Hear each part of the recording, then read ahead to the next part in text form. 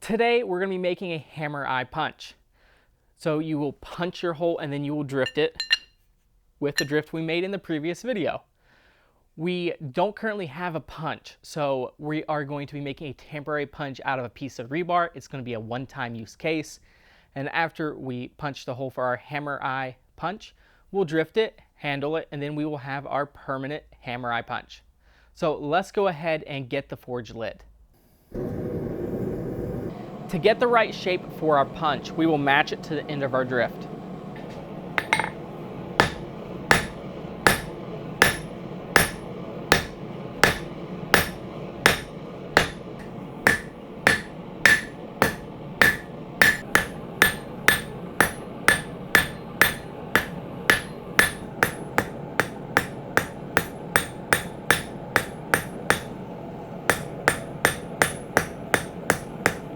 Here we have our temporary punch, and if you look here, it will match up to the end of our drift.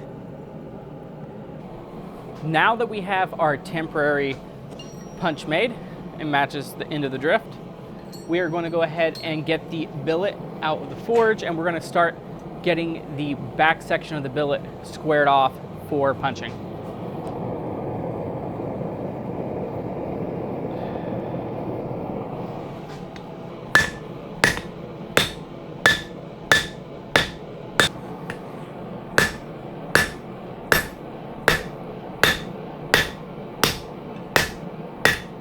Okay, we went ahead and let this cool down, and then we marked it.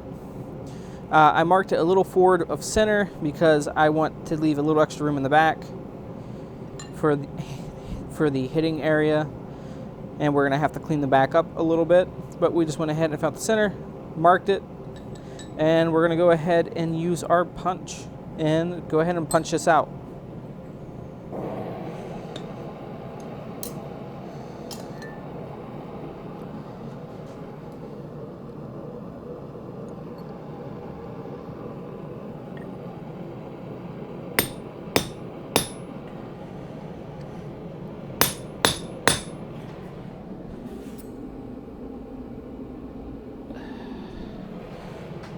You just want to make sure you keep this mild steel tool cool. You definitely want to keep it cool.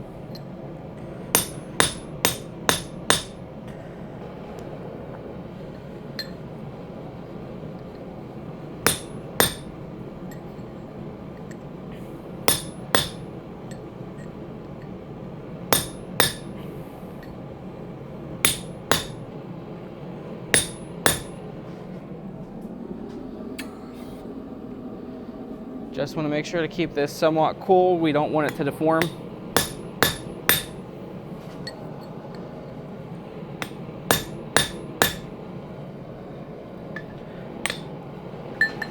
Go ahead and put a little bit of charcoal up here.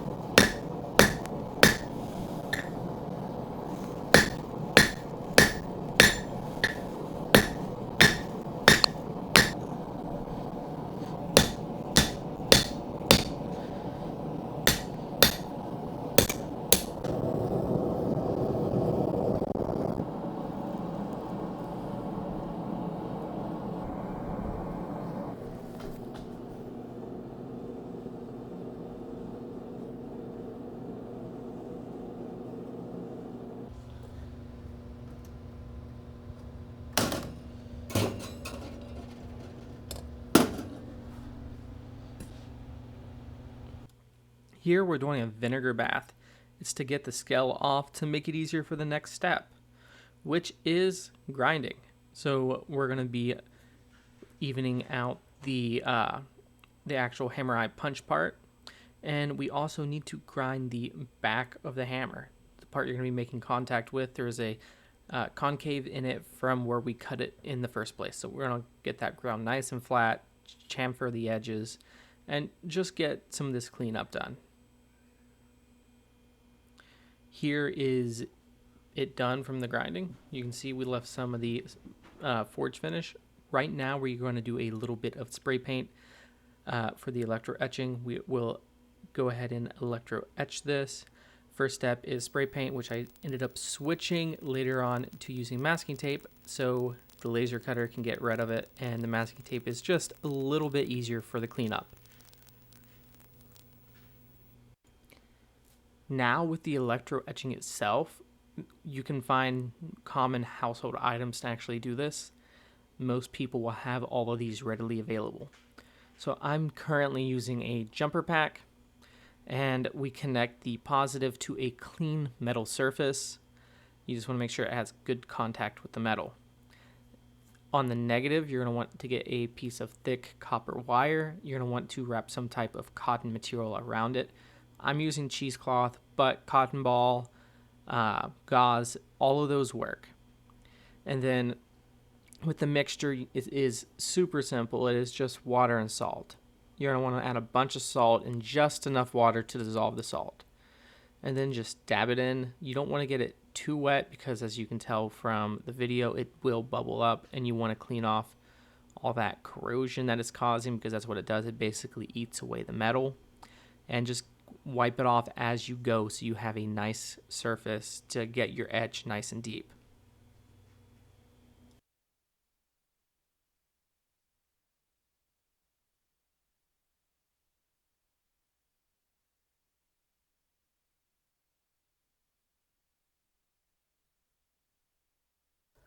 Here is the hammer eye punch all finished. I think it turned out amazing. So this was our first hammer. We made our hammer eye punch, and we also made a hammer eye drift in one of the previous videos. So we made this, so we started with nothing, made a temporary drift out of rebar, and came all this way. We also tried our hand at electro etching, and my process I've dialed in a little more since I initially filmed it. I switched over to using masking tape, which holds up and it works amazing and it's easier for cleanup. So I hope you all liked seeing this build. And before the video ends, we also have a giveaway. We made this hook and this arrowhead in a live stream. So I still need to drill this and just give it a little cleanup and oiling.